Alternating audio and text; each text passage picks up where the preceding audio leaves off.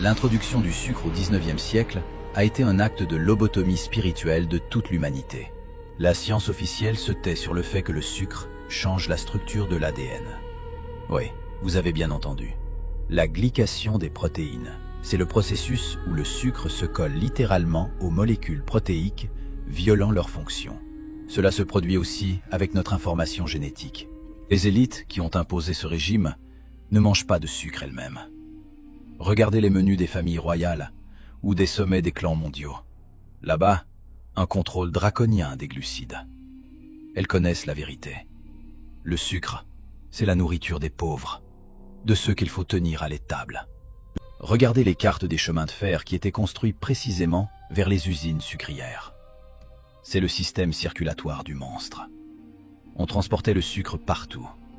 On l'ajoutait dans le pain, dans les sauces, dans les boissons. L'ère du sucre caché a commencé. Ce n'est pas une coïncidence. L'agressivité, l'instabilité, les états maniacaux, ce sont les effets secondaires des fluctuations glycémiques. La foule était pompée au sucre, provoquant une psychose de masse, puis jetée dans le hachoir des guerres. C'est une technologie de contrôle de la colère par le régime alimentaire. Et un autre fait qui fait réfléchir sur la nature de la réalité. Le cristal de sucre possède un effet piézoélectrique. Quand vous croquez du sucre ou qui se dissout en vous, se produit une explosion énergétique microscopique.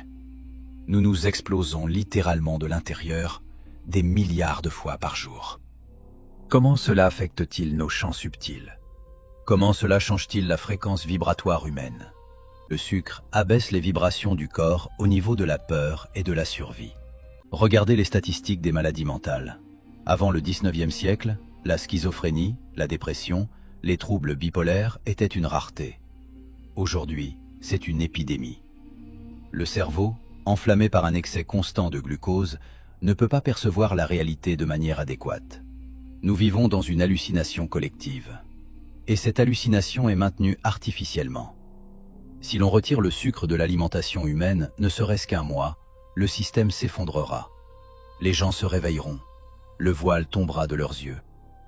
Ils verront que les villes n'ont pas été construites par nous, que l'histoire est inventée, et que les gouvernements ne sont que des surveillants dans une colonie sucrière.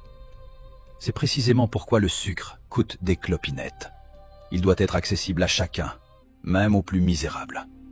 Ce n'est pas un produit alimentaire. C'est une dose obligatoire de sédatifs pour les prisonniers. Réfléchissez. Pourquoi le sucre est blanc? Dans la nature, il n'y a rien d'idéiquement blanc. C'est la couleur de la mort, la couleur de l'os, la couleur du linceul.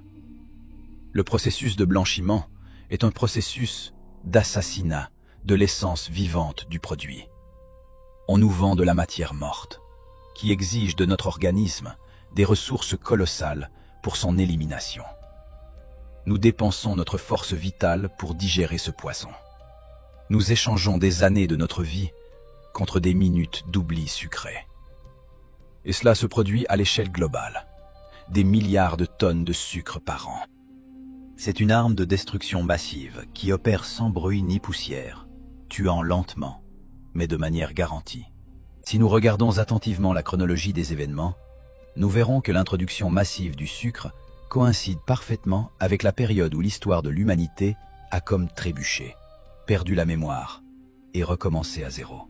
C'est le moment où l'ancien monde, le monde des géants de la pensée, des centenaires et des technologies éthérées, a été effacé, et à sa place est apparue notre civilisation, la civilisation des êtres à vie courte. Et ce processus a commencé exactement à ce moment-là, quand l'ancien monde a été détruit, et qu'on a commencé à construire un nouvel ordre sur ses décombres.